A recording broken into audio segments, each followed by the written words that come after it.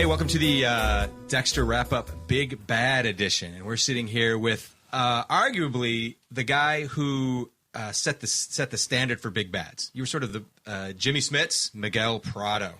Hey. How are you, man? I'm good, Scott. Thanks so much for having me. Oh, man, thanks for coming in. It's very exciting. I'm excited. I'm excited for you guys. Serious. Great accomplishment. Oh, thanks. Yeah, here we are in we're about to crack into season 8 here. Yeah. And you were season 3, and Miguel Prado was sort of the first big bad. You know, that's sort of the term we used for the nemesis against Dexter. Season 1, it was his brother, but it wasn't necessarily a big bad in the same sort of way. In season 2, Dexter was his own big bad because he had the FBI, hunting him down. Right. But then season 3, he meets Miguel Prado. Right at this moment when Dexter's thinking, I kind of like to have a friend. I need a friend. I need someone to talk to. Yeah. Which is a strange thing in general, but for guys, especially psychopaths like Dexter, but something about his brother, Dexter killing his own brother, Absolutely. opened something up in him that made him realize I'm not just an island. And suddenly in walks Jimmy Smits. How'd you get in the whole acting thing? You've been doing it for like a while, right?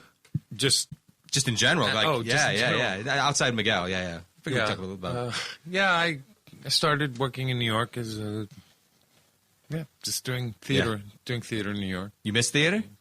I have to go you still back. Go back, you do it, and do it. Yeah, got back from Chicago doing a play at Steppenwolf during my break from my last gig. So at Sons, right? Is that where you're at right now? Yeah, I'm working on Sons of Anarchy. Sons of Anarchy for FX. You're like the nicest, toughest pimp ever. Right now. Yeah, I'm sure things will turn. Yeah, so there's got to be a journey, which was great. Being able to work on this show, that the guy. When you take on a kind of arc like this, you really don't know what's going to happen, right? And that has a lot to do with the fact that the season really hasn't been plotted out totally towards the end, right? The writers get into that writers' room, and they conceptually they know where they're going to go, kind of, sort of, and then it morphs into a whole bunch of ideas and stuff. And plus, when we see, like on Dexter on season 3, when we'd see what you were doing, it affected the direction we were going too. Because when we're just sitting in a room by ourselves, in pre-production, no one's around. Things change once the actor gets in it. Thank sure. You. Thanks, but for the better. Believe me, it was great in terms of the fact that the guys talked about being challenging me in terms of the work as an actor and trying to do something a little bit different than what TV audiences might have been used to seeing me do. Yeah, they've been sort of trained to look at you as the nice cop, and what else before that you had done? Done some work on a show called L.A. Law for a while, and NYPD Blue, which you were talking about. I did some work on West Wing, right? And all nice, complicated, but more definitely on the good guy side of life. Would you say, right? Yeah. Yeah. Heroic, even possibly. And then you get to play another lawyer on Dexter, where you step in to play District Attorney Assistant ADA Miguel Prado, right? This prosecutor who's fighting the good fight there in Miami. He's fighting the good fight. When we see him, he is a tough prosecutor. Goes by the book. Very passionate too. Very, very passionate, and very dialed into the community. Yeah. But when we first see him, he's going through a kind of tragedy himself, the death of his brother. Yeah, Scott. Yes, his younger brother. Let's gotta talk about this. When you first came on the show, we were all very up here. We were all incredibly excited to have. It was a big get to get Jimmy Smits. Are you kidding me? And then it was. Are you kidding? Wow. And then at the read-through, normally. Most people may not realize, but at read-throughs, people just sort of, everyone sort of cracks open their script and they read their lines. And sometimes it's the first time they see it, and other times, they work their way through it. But it's usually a subdued, low-key experience, as people don't really give everything they have. And then you walk in, and it was you gave everything, man. It probably wasn't everything, but it felt like it. You said, yeah. Thanks. I appreciate that. Do you do that normally? Is this like... Well, you're talking about the dynamics of a read-through, and yeah. There's a kind of unspoken thing like, no acting, please. We're just going to try to go through it and see, let the writers hear what the words are. And that works sometimes, like if you're doing a play, because you're going to go on a journey of rehearsal to find out what it is. And in some ways, the read-through is the rehearsal. The read-through is, in a lot Sometimes. of ways. In a lot of ways, yeah. So, and I got a really great vibe from Michael. From Michael C. Hall. And, I think that kind of preemanates through the whole cast. And there was a comfort level because I had worked with David Zayas before and knew Lauren for a while. The New York connection there. Yeah, that New York connection. Chick was there at the time. So, there was just like a comfort level. And I just wanted to kind of, if we were going to go through this journey, that in those read-throughs to really kind of like, since there was a trust level there, there to just bring it, to really bring it, and so it was a conscious effort to really give a little extra juice, during the read through, and it went out from you into everyone, and soon everybody was giving everything. It was exciting. It was exciting to sit in a read through, especially when we knew, like in episode 10, that rooftop sequence, right? You with me, I'll you up. Right. I think we actually in that one, everyone sort of gave you a little space, just so we don't get hit. So that the hands could go. But so immediately at that moment, we knew we had something incredibly special going on here. So how did you get cast in that season? In season 3, was it presented? Was Miguel Prado completely presented to you as like beginning to end sort of pitch, or how much did you know? It was just conversations about what they wanted to do with this particular character, just in a broad stroke kind of way, and again talking about the fact that as an actor they would really want to create something with me that would show different colors and there's definitely a journey. Challenge me. Yeah, there's a giant journey for this guy because I guess another thing that's been different about your character on this show than others, a lot of times when we meet the big bad, the serial killer or whatever, they're sort of fully formed. Trinity was what he was, and he was a monster, and we discovered this whole other thing with him, but season 5 with Johnny Lee Miller, he was sort of a fully formed monster at that point. Mm-hmm. But Miguel Prado, do you feel like Miguel Prado was a psychopath, or do you feel that something opened up because of Dexter? Was it always there? What was his story about his childhood? Was it true, not true? What do you think? Well, what was cool was that there was a kind of reveal for this particular character as well as what was going on for the whole season. So that was really, that was nice. And, excuse me, we were able to develop, Dex and Miguel kind of had a little bromance going. I mean, it really was. Dexter at that particular time needed to be able to open up to someone. Right. And it kind of like But how does a serial killer open up to anybody? Really? Yeah, exactly. Luckily, when you find out the Prado's character had a kind of like misguided, because I think it was all about, for him, it was in his mind, in his warped way, it was about justice. Yes, getting justice for. He had a code. He had it. He had it. It wasn't formed, and that was, I think, the kind of magnet that Dexter had that really drew Miguel to him.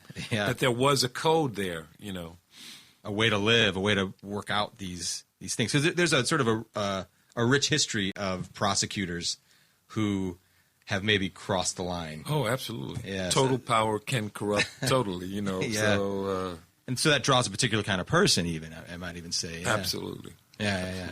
So, do you think Miguel? So, do you feel like Miguel was a psychopath, at that when he first, he was born this way, I guess? I think that he has. I don't know if he was born that way, but I think that definitely he had proclivities that were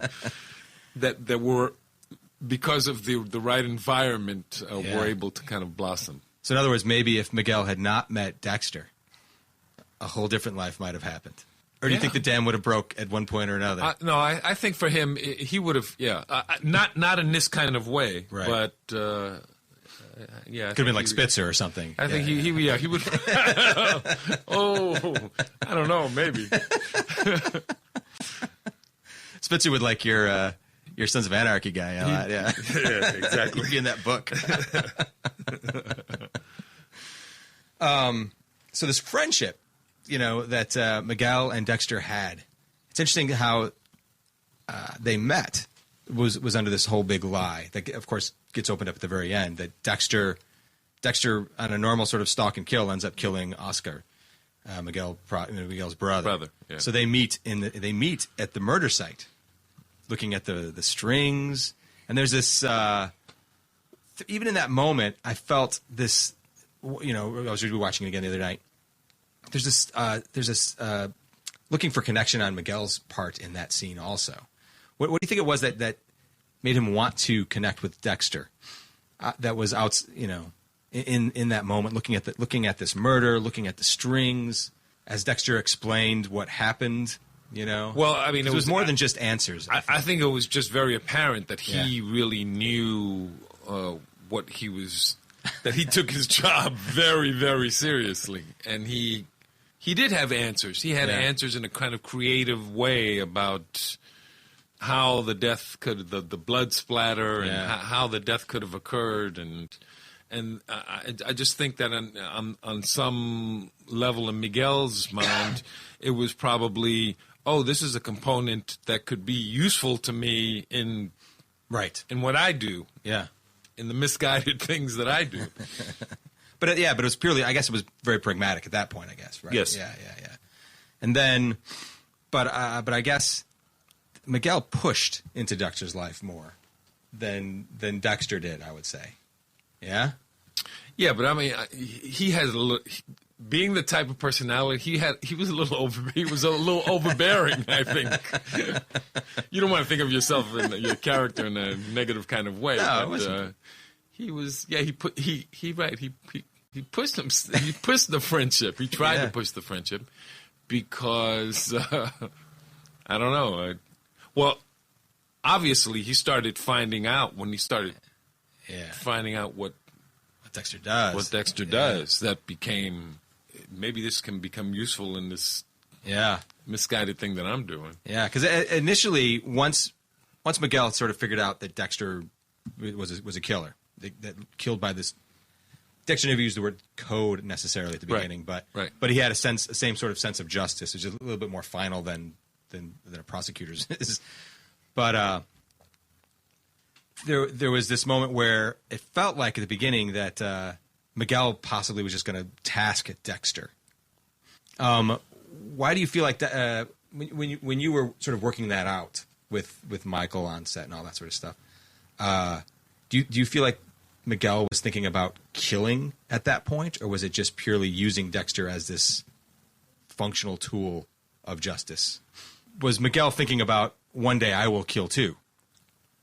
No, I think that was part of the journey. That kind of like opened up this possibility that the justice system sometimes doesn't work, and there are people that are guilty that get away, and because it was that. And in his mind, he knew what justice was, warped as it was, and he's looking at somebody who achieves justice in the way that he does in Dexter. Yeah. So they kind of like fit together. We're able to fit. Yeah, the friendship was defined. Yeah, I guess there was never any moment. Do you feel that, except I guess maybe at the very end, that Miguel really understood what Dexter was? Oh, definitely not. Yeah, no. The extent of it. Yeah. So in some ways, Miguel possibly was just defining Dexter in terms of, this is another crime fighter, right? Yeah, like a superhero. Exactly. It's the Punisher. Like, did you think about, there's lots of different schools of acting. Like, there's some people that have to think about, You think about the De Niro and Taxi Driver, how like he would go on the weekends and go drive a taxi on the weekend and just envelop this character. Even talking to Lauren Velez, she was saying that she would talk to Eric King about, what do you think we did, 10 years ago while we were sitting around in our car staking out as our characters? Oh, okay. Like character history. Is that something that you dwell on when you're doing this, or? Well, you have to. The thing about working in television is that it's sometimes you will have what you think is your character history, and then it kind of flows into something else because it's fluid. It's much more. It's not. There's not a beginning, middle, and end in terms of. I mean, there is with regards to one episode, but not totally what the life of the character is going to be. So you have to be able to kind of roll with that. Yeah, because it was later that I kind of forget what the story was, that when Miguel explained to Dexter his sort of dark past with his father. Knocking him down the stairs and killing him, I guess, or something. Yeah. You think that was true or not? In the room, in the writers' room, we were like, "Is it bullshit? Is it not bullshit?" No, I think that was true. You think it's true? Yeah. All right. You play, or if it was, there's sometimes that people that have had, just in the little research that I did, that have had abused past. You tend to remember the worst, darkest moments of those things, and perhaps they might become in a kind of character construct like Miguel's was. I think that they all become amplified. Yeah. So yeah, that makes sense. So trust. Miguel demanded so much trust out of Dexter, and yet when Miguel hands over this proof, look, I killed somebody, it's true, and here's some blood on it. You can use this anytime you want. You can be honest with me. It wasn't true. Did you know, I forget, like, this is talking about television, about making television. Did I know at that time what was gonna happen if that was cow revealed? blood? Yeah, they didn't mention. They told you beforehand? Yeah, okay. Yeah, they did mention that. Yeah. So you knew. Well, I think towards the last third of the episodes. Yeah. They're 12, right? Yeah. They're 12. Yeah, I think when we got around 4 or 5, I kind of needed to have a little powwow with the guys just to find out. I didn't need to know ABCD where exactly we were going to go from episode to episode, but where more or less they were thinking about. Because how far does this go? I felt we were shifting gears, and I wanted to be, as conscious as possible to, honor what we had established already. And just to know that what I was thinking was kind of in sync with them. Yeah. So they sat down and were like, "Yeah, you're going to kill somebody. Yeah, it's going to be in a killer room." Yeah. And did you know at the beginning that Dexter was going to get helps. you or no? No. Well, I mean, I figured it was only we knew we were going to be there for a year, so it's kind of figured. Yeah. One day, I will be wrapped in plastic. Yeah. One day I will wear purple. Just how that was going to happen. The kill. So finally, it felt like Miguel the whole time was pushing Dexter. Let me do this. I've got ideas. You and I can work together. I'm just, because I feel like, it was sort of angled that Miguel sort of understood that Dexter doesn't like being told what to do necessarily. Right. It's very clear. Mm-hmm. So finally, Dexter opens up and says, "Okay, bromance, let's kill somebody together." The guy, was it the mob enforcer sort of guy? Right. I think that was Go ahead. What kind of happened was that he started getting these little. It's like a bird getting little tastes of stuff, and it just kind of, oh wow, and then with this personality construct, he was pushy in terms of like, want to do more, you want to do more. Let me try. Yeah. So finally it was a sort of a natural. I mean, it was a big deal up on this, up in the writers' room about whether would Dexter ever really open up that much? Right. It's one thing to share. Yeah, I kill people. It's another to here's my church, here's my sanctuary. And this, what you're saying in terms of the way it's, just the way in the scope of the show, the way it's constructed, it is a kind of like sanctimonious ceremony that happens. Yeah, it's ritualized. Yeah, definitely ritualized. Yeah, sometimes there's smoke. And because of that, it makes total sense that would be something that would be lots of back and forth in the writers' room. Yeah, but it felt like it was the only thing that could happen at a certain point. Killing someone with Dexter when he finally hands over the knife, and it's like, go little bird, fly away. Yeah, yeah. It was fun to watch, scary to watch, and then watching.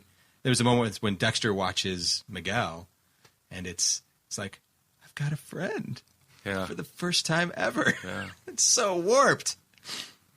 What was interesting to me being on set was that I noticed that when there were days, when there were kill days that were happening, that the dynamic on the set changed. It totally does. And I'm not just talking about everybody. With everybody, the day is just different. And so you would shoot one or two scenes that maybe I was there, and then the rest of the day was going to be going to the kill 8 hours in a kill room. A particular kill room, and you could literally feel on the set that it would just change. Yeah, it would just change because taking a life is not something that is done lightly. Yeah, and I think everybody kind of realizes that, even on a show, even though we're doing a even TV, fake. even though you're doing it, and because of this construct of the ritual, and it just took on a different demeanor. Yeah. So on the day when I was going to be actually involved in it, it was fascinating. It was. Yeah, Michael sets the tone for that a lot. Like you don't really go and, hey, what's going on? How's your golf game, Michael? Like none of that goes on kill days. None on that day. No. And he prowls around like the camera. I mean, even the camera moves differently on those days. Absolutely. And Absolutely. the lighting, yeah, everything. So, but yet sort of fun that's the litmus test for friendship. Like, okay, now we're besties. Yeah, we're total besties now. Which led to Miguel becoming Dexter's best man at his wedding. Yes, that was strange. and what do you remember from the bachelor party? Because talk about kill room, solemn, real amazing moment, and then all of a sudden, bachelor party. It looks like Dexter gets kidnapped and dragged in this thing. There's strippers everywhere, and Miguel is the master of ceremonies. I think that's one of the strong suits of the show, and is that you have these kind of situations. Humor is used in a way that's really kind of quirky, and I think that's why fans are really attracted to it too. and definitely this bachelor party was kind of like out there. And then the speech that Miguel had, this kind of warped speech that just went off on these tangents, But about friendship. Friendship. If you lie or, I forget, it was something about, if a friend turns your back on you, it's like getting stabbed in the heart. Right. Well, he was trying to send a message. Yeah. By that time, there were other things that were, Miguel was starting to go off on his own, or thinking about going off on his own. Yeah, and they were starting to send little messages to each other. Yeah, for sure. Very private message. Yeah, exactly. So Miguel then, realizing that Dexter has a code, he kills people who deserve it, like you said. Which backing up to just before Dexter and Miguel killed the guy, there was this moment where Miguel sort of blew it when they were stalking, when the two of them were stalking the guy in the room, and some guy passes like, "Hey, D.A. Prado, what's up?" Right. He's like, "Yep." And Dexter has this moment where it's like, "It's off, we're done." And then the next morning, that guy actually killed somebody, beat somebody up, the guy that they were supposed to kill. And Dexter just reads it in the papers like, "Oh, he killed somebody." And I feel like Miguel had this moment where it was like, wait, that's not justice. The guy's still killing people. Right. And right. for Dexter was just like, sounds like sort of the first clue that things were a little bit different. So, which then leads us to Ellen Wolf. Ellen Wolf, who was an attorney who had a kind of like history with the Prado character. Yeah. In that, I mean, this is all kind of like off-screen stuff, in that she had been able, as an attorney, to get a lot of people off. Yeah. She was good at what she did. Yeah. So it's tied to Miguel's pride a little bit, but also... Oh, yeah, definitely. Pride, but also this kind of like warped sense of power that has, over the course of the episodes, became even more warped. He felt like if he couldn't get those people convict, if he was able to take care of her, then that in turn would cause a ripple effect. Yeah. It was warped. What can I say? It was the code, but it was Miguel struggling to find his own code. Find his own code. Right? Yeah. Because what was the excuse? It was like, this guy, she gets off everybody. Yeah, she gets everybody off. So you have to, if you take her out, then I'll put a lot more people away. That's right. Yeah. To which, of course, Dexter's like, well, no. It doesn't work like that. That's not the code. And yet Miguel, at this point, who's now tasted blood, can't let it go. Didn't want to let it go. Yeah. And killed Ellen Wolf. Even sort of learned from Dexter, from his his lie about what he does with the bodies. Exactly. dug up a hole and put the body underneath somebody else. That's commitment. I found a way to do it that was different. Yeah. And then it finally brings us all the way to the point where Dexter realizes that Miguel is now going after your friend LaGuardia. Yes. And ex-girlfriend. That's right. They had a past, too. Yeah, they had a past. Which is, I don't know if you've been keeping up with the show. It's all very ironic that the reason the reason why Dexter decided that's it, Miguel has to die, is because he's about to kill LaGuardia. And yet, at the end of season 7, Miguel was right. He was right. He should have missed Miguel then. Would have saved him a lot of trouble. If only he and Miguel just ended up hanging out together. Said, okay, take out LaGuardia. He was at his sister still. The sister would have killed somebody. Yeah. He still would have been a secret. There you go. But no. The blood on the shirt. Cow blood. Why do you feel it was okay for Miguel to lie to Dexter when it comes to issues of trust? When he demanded something different from Dexter? Because that was the one moment we ever really saw Dexter, like, pissed. Right. I think he wanted to then become, in terms of the friendship, I think he wanted to then to have one over on him, to teach him something. Yeah, so there's something that was, being a student didn't fit Miguel. Exactly. So he was going to set some kind of example by doing it. Yeah. In his mind, it was for a higher purpose. Yeah. He was going to tell a lie or do something with the cow's blood, because it was going to achieve a higher purpose in terms of their friendship and the whole bromance thing and giving up your power a little bit. It wasn't in Miguel's. Oh no, absolutely not. Not in that kind of psychotic personality.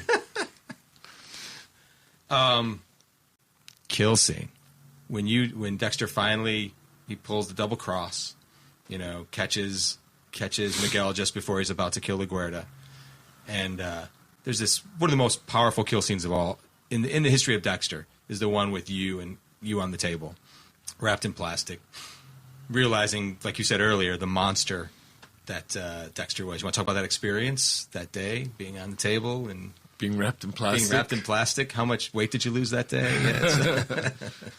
Well, I just felt very fortunate because the writing was just really fleshed out, and I guess I'll say that just as a fan of the show throughout, is that all of the kind of characters get a kind of journey. full circle, to get a journey to go through, and you get to kind of express in some way what's going on. Yeah. So when in that kill scene when he was in. It wasn't just about pleading for his life. Right. There was some other thing that was going on there that I know you better than you know yourself. Yeah, yeah. That was his way of like trying to get another connection, a final connection in a way with Dexter. So, I mean, that made it a juicy morsel to kind of digest on the performance aspect. Yeah. And then again, I'll say that over and over. You guys have got a great ensemble here, an acting ensemble that. We're really lucky. They're top to bottom. They're great. Absolutely, absolutely. Crew, everything. Yeah, it's a well-oiled machine. But the trust factor that was there with Michael and I felt really just. I mean, he humbly with a lot of gratitude for that experience because it was just like reciprocal in terms of what was going on. So the energy level was good. It was all about betrayal. It really was like because there was. I mean, I don't know how you felt when you were in it, but watching it, watching the dailies and it almost felt like there's this moment where if Dexter had cut Miguel free, maybe things had been forgiven. Maybe. For a while. I mean, eventually things would have happened. But, there was like before the reveal about the brother. In the room when we were talking about that scene, we sort of felt like that was, this is a weird reference, but Harry and the Hendersons, that movie with Bigfoot, when John Lithgow slaps him and says, "Go away." It was that sort of moment for Dexter that he couldn't necessarily, in order to kill Miguel, his first and only friend he ever had, his like Achilles heel being, I want to connect with people, with humans. Mm-hmm. When he leans down and he says, "Yeah, I killed my brother, and I killed yours too." There was a change that came over you, Miguel. Well, I think he realized there that he was Miguel realized that he was in a totally different league. Like, whoa. You know how you can have in your mind that I play softball really good until you get a pitch from somebody who's like a professional baseball player and you know what it is, or to be in a boxing ring to really know what it is to be in a boxing ring for 3 minutes. It's a long time, man. Yeah. So just to be, you're outclassed in this way of you want to achieve justice and. No, it's a total different. There's more warp than I even. And then he takes that thing and chokes you out. Yeah. What is that? It looked called? The garrote. The garrote. The garrote. The garrote. That looked like it was really happening. I had marks on my neck for a while. Yeah, and you were just fine with it. You just go. But everything was yeah. It was. We're okay. And then we killed you in episode 11, which is unheard of on the show at that point, which then brings us to the next episode where you had to act dead, laying down in the field. And that was like that had to be a forever day. Beautiful shot that Romeo.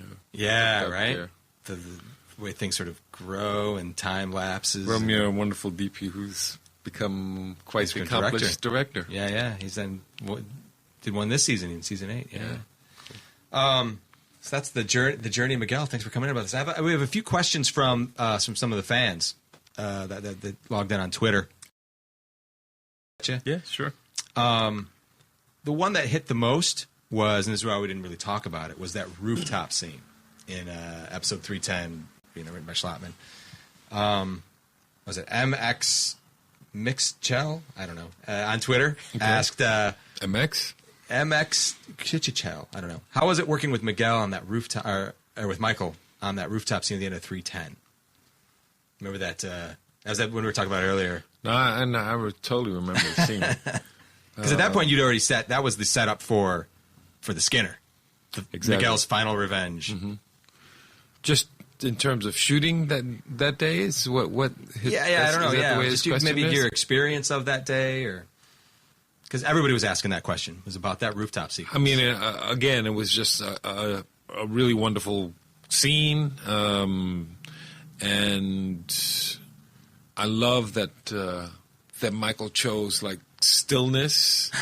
I mean, there was like a very kind of dynamic difference in terms of what we were doing, what our body rhythms were doing, and how he chose to approach the dialogue there, as opposed to what and it just exemplified what was going on, the turmoil that was going on in both of the characters. Yeah. So, you know, when you get things like that happening, like physicality, and you know, the words are really good, and you have this visual backdrop that's really like kind of like impressive in a way. I mean, the way Romeo shot that was, everywhere. yeah, and there's this line about City Hall, and there's this wide shot to like the blue sky and the top. It was, you know, there was a lot of wonderful things that were going on there, and I mean, on top of that threat, on top of the threat, right? I will f you up. I will f you back. Yeah, f you back. That's right. Yeah.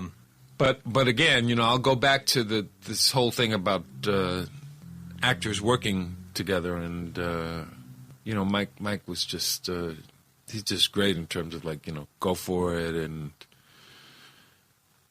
it makes the scene better, which makes the episode better, which makes the show better, and it's that kind of thing, you know. He's wonderful that way. Lambo on Twitter asked. It's a funny question. Ask him if you yell the way you did on the rooftop when you get mad in real life. Have you ever exploded like that? Is that you normally? Because honestly, just seeing you around set and such, you're sort of low key until you turn something, until you become somebody. Yeah, I mean, you know, you outside of golf, maybe. Yeah, you take parts of your success outside of golf. Well, there was a lot of frustration in terms of me getting my golf swing going, because I hadn't golfed before, and you know, you just take what we do as actors, just take the givens and kind of. I mean, I don't know what it is to murder someone, but I know what anger is, and you just kind of like amplify it, and you amplify hurt, you amplify all those things, love. That's what we do. Yeah. And very well, by the way. Pablo Dizzle on Twitter asked, how long were you on the table, on Dexter's table? Do you remember? Like, because so far the record actually being wrapped and laid on that thing, I think the record right now is 12 hours. Oh, really? Yeah. That shooting sequence was that was a morning, and it went into, you know, just it was a morning. Yeah. So we made it before our lunch break. So it wasn't awful. 7 a.m. to 1:30 or something like that. It was a lot of hours. It's a lot of land still. And even, was it John Lithgow was saying that laying on the table even created a different tenor to his voice, he felt, because you're laying on your back, you know? Yeah. Like, physically, everything's different. No, and it had to be sort of, I guess that's what's sort of different about Miguel. Like, Miguel was very expressive, and suddenly he wasn't able to be, other than that, like, shaking, scrambling the head around. Right. Different challenge, I guess. Huh?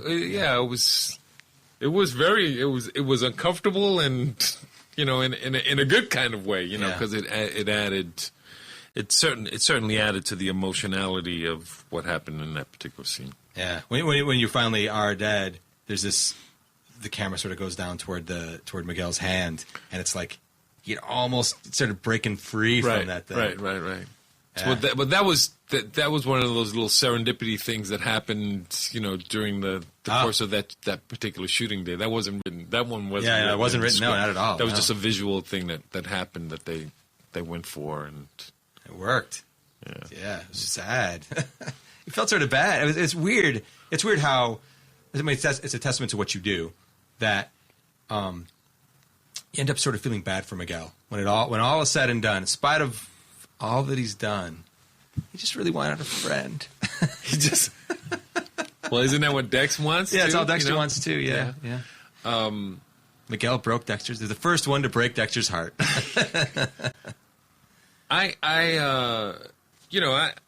No matter what kind of character you're playing, I don't believe anybody thinks of themselves as being all good or all I'm the bad guy. It's about finding the reasons why people kind of justify what they do when they walk through life. You find ways to justify things, and a lot of times it could be totally askewed. So. I think that even with a character like Miguel, there's some kind of there has to be a chink of vulnerability somewhere, which sometimes people cover up with hardness, right? In terms of what they do. So if you can have little flashes of that, it will make the audience receive what has been done on a bigger scale, and there's an understanding, not an acceptance, but just an understanding. So that if you can achieve that, hit that particular note, then it helps to flesh out a character. So you actively look for those things in everything that you do. I really try to find something. Yeah. You definitely feel it with your Sons of Anarchy guy. What's his name again?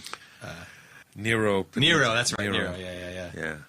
The weird relationship you have with Gemma. It's so good. I mean, it's a fluid kind of thing, so that's something that we're kind of figuring out what it is, what it's going to be. But there's the good thing about that show is that they have a lot of turns for their guys too, for their characters. So there'll be something that you realize the characters are kind of like spokes in a wheel. Yeah, and so, I mean, each character fulfills a certain aspect so that everything kind of runs smoothly. But there's kind of that squeaky moment that happens that kind of makes it interesting too. Yeah. So, I wish everyone could have seen that because you're when you were talking about spokes in the wheel, your arms were moving around like a wheel, and you're flashing all the Nero tattoos. All the tats. He's covered in tats right now. Well, not real tats. Not real, but yeah. I got to go to work later on. They look good. Last thing, and then I'll let you go. No, I'm good. I wish I could hang with you guys. Multiple episodes. Quick explanation of what? Yeah, I mean, it's like there's so many. It can be it can be a verb. It can be an adverb. It's like the Eskimo word for snow. Pronoun. Exactly. It was used as. It's a kind of. We're in South Florida. Yeah. Cuban. Right? Yes. So we have all that going on. And just with the Caribbean dialect thing, that particular word, which is kind of like damn, it winds up being damn. It winds up being a lot of different things, and it's used very vividly. But then it was also sort of used like there's quieter moments with Dexter be like, listen. Brother. Right. It felt like brother even at times. Yeah. I mean, that wasn't in the script. That was like this is something that you made happen. Well, because I've heard it before. I've been in South Florida and had friends, and it's used. It's a fascinating kind of little word that's used in a lot of different ways. It can be a cool exclamation. That was cool. Yeah. So. I mean, we have those in English too.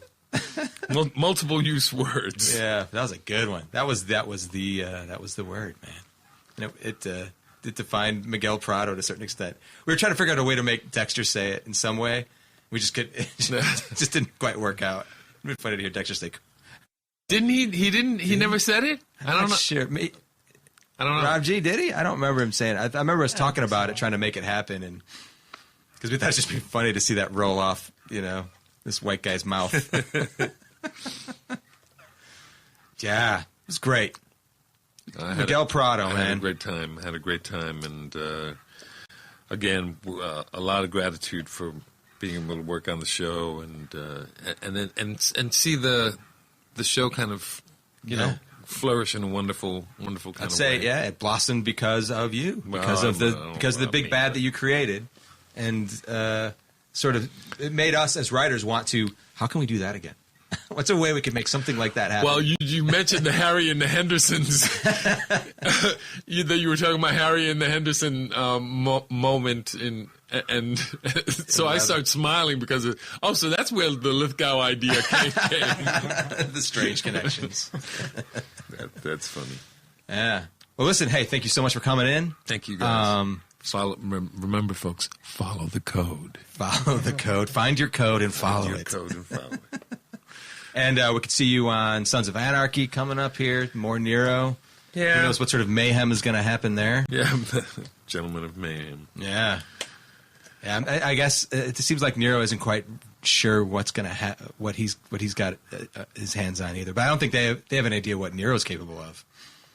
There's flashes of they do, but he's keeps getting pulled back into the life. Yeah, and it's weird. He sort of has this weird thing for brotherhood. It feels like if I'm your brother. It's but to the mats. Yeah, that's because the whole dynamic of that show has to do with family and what that brotherhood of the motorcycle genre and. It's family within itself. Everybody wants to be Jimmy Smits' friend.